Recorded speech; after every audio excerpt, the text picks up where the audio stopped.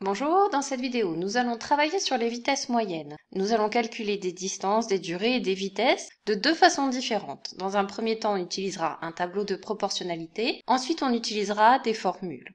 Et enfin, on terminera ce chapitre en convertissant des vitesses qui sont données en km/h en mètres secondes et inversement, passer des mètres secondes en km/h. Lorsqu'on calcule des vitesses moyennes, la distance parcourue est proportionnelle à la durée du parcours. On a deux grandeurs proportionnelles, les distances, par exemple exprimées en kilomètres, et les temps qui sont par exemple exprimés en heures. Ici, pour parcourir 30 km, je mets 1 heure. On dit que la vitesse moyenne est de 30 km par heure. Il y a deux notations possibles pour cette unité. Soit on écrit 30 km divisé avec une barre en biais par heure, soit on écrit 30 km multiplié par h et avec un exposant moins 1, puisqu'on sait que divisé par un nombre, divisé par 2 par exemple, c'est multiplié par 2 puissance moins 1. Voilà d'où vient cette notation. La vitesse est donc notre coefficient de proportionnalité qui permet de calculer les distances en fonction du temps. Si on conserve cette vitesse pendant 2 heures, pour calculer la distance parcourue en 2 heures, je multiplie 2 heures par 30 km/h et j'obtiens 60 km. On va utiliser ce tableau de proportionnalité pour résoudre nos premiers exercices. D'abord, un calcul de distance. Un cycliste roule pendant 3 minutes à la vitesse de 13 mètres par seconde. Quelle est la distance parcourue? Appuie sur pause, fais cet exercice, on corrige après. On corrige. La distance et le temps sont de grandeur proportionnelle. Je peux donc construire un tableau dans lequel je vais faire figurer la vitesse de 13 mètres par seconde.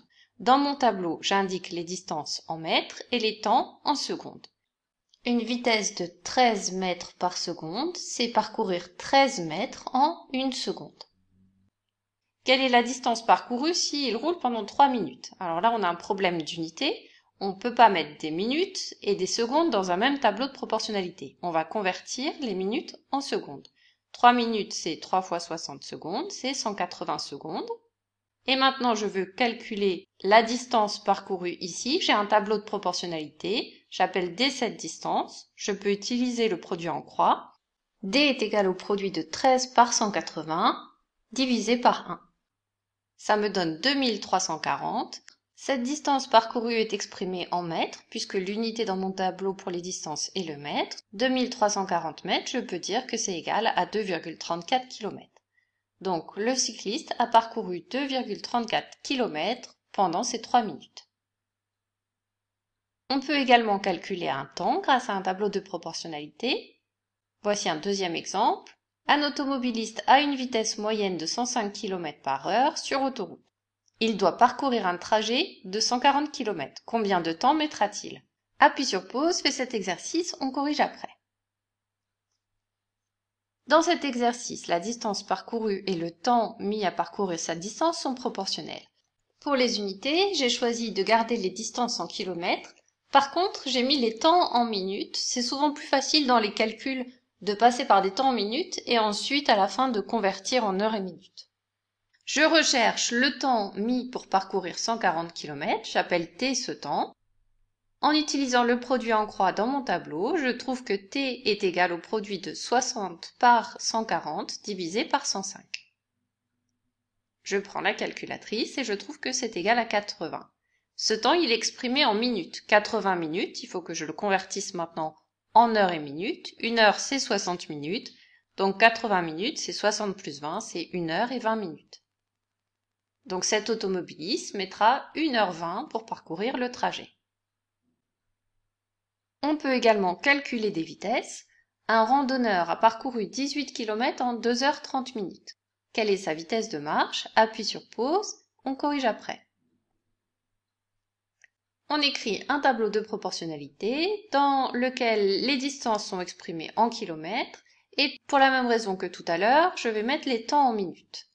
Il faut donc que je convertisse 2 heures 30 minutes en minutes. 2 heures, c'est 2 fois 60 minutes, plus c'est 30 minutes. Donc 120 minutes plus 30 minutes, ça fait 150 minutes. Je voudrais calculer la vitesse de marche. Je vais la calculer en kilomètres heure, donc il me faudrait 1 heure ici, mais l'unité c'est les minutes, donc je vais mettre 60 minutes. Je recherche cette distance D qui correspond à la distance parcourue en 1 heure en 60 minutes. D est égal à 18 fois 60 divisé par 150. J'obtiens 7,2 km puisque l'unité de distance du tableau c'est les kilomètres. Ce randonneur parcourt donc 7,2 km en 60 minutes, c'est-à-dire 7,2 km en 1 heure. Sa vitesse est de 7,2 km par heure. On peut également utiliser une formule. Pour calculer une vitesse moyenne, on divise la distance parcourue par le temps. La vitesse, on va l'appeler V, la distance D et le temps T. Voilà la formule que tu dois retenir. La vitesse, c'est la distance divisée par le temps. À partir de cette égalité, je voudrais retrouver une formule qui permette de calculer la distance en fonction de la vitesse et du temps, et le temps en fonction de la vitesse et de la distance. Pour ça, je vais réécrire cette égalité comme une égalité de deux quotients. Je peux écrire à la place de V, V divisé par 1, c'est la même chose. Donc j'ai deux quotients égaux. Maintenant, pour retrouver par exemple le temps, je peux utiliser le produit en croix. Le temps, c'est égal à 1 fois la distance divisée par la vitesse, c'est donc égal à la distance divisée par la vitesse. La distance, c'est égal à la vitesse multipliée par le temps divisé par 1, toujours grâce au produit en croix, donc la distance, c'est le produit de la vitesse par le temps. C'est important de connaître cette formule et à partir de cette formule d'être capable de retrouver les deux autres. On va apprendre à utiliser ces trois formules pour résoudre des exercices. On commence par calculer une vitesse. La Belle au bois dormant a marché pendant 15 minutes après son réveil et a parcouru 500 mètres. Quelle était sa vitesse en km/h? Appuie sur pause, fais cet exercice, on corrige après. On va utiliser la formule qui nous donne la vitesse. La vitesse, c'est la distance divisée par le temps. On veut des kilomètres par heure. On a un problème d'unité. Il faut qu'on convertisse les minutes en heures et les mètres en kilomètres. Donc 15 minutes. 15 minutes, c'est 15 divisé par 60 heures, puisque 1 heure, c'est 60 minutes. 15 divisé par 60, ça fait 0,25. 15 minutes, c'est un quart d'heure. Un quart, c'est 0,25. 500 mètres, je divise par 1000, c'est 0,5 km. Maintenant, j'utilise ma formule. La vitesse est égale à la distance divisée par le temps. La distance, c'est 0,5 km et le temps, c'est 0,25 heures. Je divise 0,5 par 0,25, j'obtiens 2. L'unité, c'est des kilomètres par heure. La vitesse de la Belle au bois dormant était de 2 km par heure. On peut également calculer un temps. On va faire deux exemples pour le calcul du temps. Un train parcourt 350 km à 140 km par heure de moyenne. Quelle est la durée du parcours? Appuie sur pause, fais l'exercice, on corrige après. On corrige, on va utiliser la formule qui nous donne directement le temps. Le temps, c'est égal à la distance divisée par la vitesse. La distance, elle est exprimée en kilomètres. Le temps en kilomètres par heure, j'ai bien les bonnes unités. Je vais obtenir un temps en heures. Je divise 350 km par 140 km par heure. Ça me donne 2,5 heures.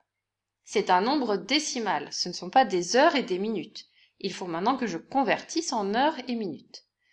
2,5 heures, c'est 2 heures plus 0,5 heures, la moitié d'une heure, c'est-à-dire la moitié de 60 minutes. Donc c'est 2 heures plus 30 minutes. Le parcours a duré 2 heures 30 minutes. Un deuxième exemple de calcul de temps, appuie sur pause, on corrige après. Combien de temps faut-il à un véhicule roulant à 50 km par heure pour parcourir 10 km? On utilise la formule, le temps c'est la distance divisée par la vitesse. On fait attention à nos unités, ce sont les bonnes unités. On divise la distance, 10 km, par le temps, 50 km par heure. 10 divisé par 50, c'est un cinquième, c'est 0,2, ça me donne 0,2 heures. Ça ne correspond pas à 2 minutes, ni à 20 minutes, ce sont des heures décimales. 0,2 heures, c'est 0,2 fois 60 minutes. 6 fois 2, 12, ça me donne 12 minutes. Donc il faut à ce véhicule 12 minutes pour parcourir 10 km. Et enfin, on peut utiliser la formule pour calculer une distance. Appuie sur pause, fais cet exercice, on corrige ensuite. Un véhicule roule pendant 2h36 minutes à la vitesse moyenne de 45 km/h. Quelle est la distance parcourue? La distance, c'est la vitesse multipliée par le temps. Maintenant, on a un problème d'unité. On a des kilomètres par heure et on a des heures et minutes. Il faut qu'on convertisse ces heures et minutes en heures décimales. 2h36 minutes, c'est 2 heures plus, alors 36 minutes en heures, c'est 36 divisé par 60 heures. 36 divisé par 60, ça fait 0,6, donc ça nous donne 2,6 heures. J'ai maintenant un nombre décimal d'heures, je peux l'utiliser dans ma formule ici. La distance, c'est donc 45 km/h, la vitesse, multiplié par le temps, 2,6 heures. Et ça va me donner une distance en kilomètres. Je multiplie 45 par 2,6, ça fait 117 et l'unité, c'est les kilomètres. La distance parcourue par ce véhicule est de 117 km. On passe maintenant aux conversions. On va convertir des vitesses qui sont exprimées en kilomètres par heure en mètres par seconde. J'écris la formule de vitesse, c'est la distance divisée par le temps. Ça signifie ici que j'ai 1224 km divisé par 1 heure. Les kilomètres, je les convertis en mètres, en multipliant par 1000, et les heures, je les convertis en secondes. 1 heure, c'est 3600 secondes. Maintenant, j'effectue cette division, et j'ai le résultat en mètres par seconde. Ça me donne 340 mètres par seconde. À toi maintenant de convertir 90 km/h en mètres par seconde. Fais cet exercice, appuie sur pause, on corrige juste après. On va utiliser exactement la même méthode. J'écris que la vitesse, c'est la distance divisée par le temps. La distance, elle est en kilomètres, le temps, il est en heures. Des kilomètres, pour les convertir en mètres, je multiplie par 1000. Et 1 heure, c'est égal à 3600 secondes. Je divise 90 000 par 3600. J'obtiens 25, c'est 25 mètres par seconde. Pour convertir des mètres par seconde en kilomètres par heure, c'est un tout petit peu plus compliqué, mais on va détailler la méthode sur cet exemple et on se ramènera à un calcul assez simple. La vitesse, c'est la distance divisée par le temps. J'écris donc que c'est 30 mètres divisé par 1 seconde. Je dois maintenant convertir des mètres en kilomètres et des secondes en heures. Pour convertir des mètres en kilomètres, je divise par 1000 ou bien je multiplie par 0,001 1 millième. Pour convertir des secondes en heures, il faut diviser par 3600. J'ai écrit cette division sous forme d'une fraction, puisque je sais que diviser par une fraction, c'est multiplier par son inverse. Et l'inverse de 1 sur 3600, c'est 3600. Finalement, c'est égal à ce produit multiplié par 3600 et l'unité, c'est des kilomètres par heure. Pour effectuer ce produit, ça revient à multiplier 30 par 3600 multiplié par 1 millième. Multiplié par 1 millième, c'est divisé par 1000. 3600 divisé par 1000, c'est égal à 3,6. Finalement, ce produit, c'est 30 fois 3,6. Pour passer de mètres secondes à kilomètre heure, j'ai multiplié par 3,6.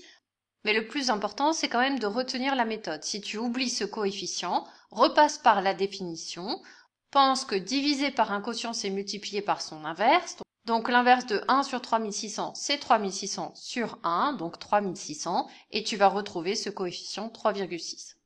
J'effectue le produit et je trouve que c'est égal à 108 km par heure. À toi de convertir maintenant 27 mètres par seconde en kilomètres par heure. Je vais réécrire que la vitesse, c'est égal à 27 fois 3,6 km par heure, et 27 fois 3,6, ça fait 97,2, donc 27 mètres par seconde, c'est égal à 97,2 km par heure. Ce cours sur les vitesses est maintenant terminé, à bientôt!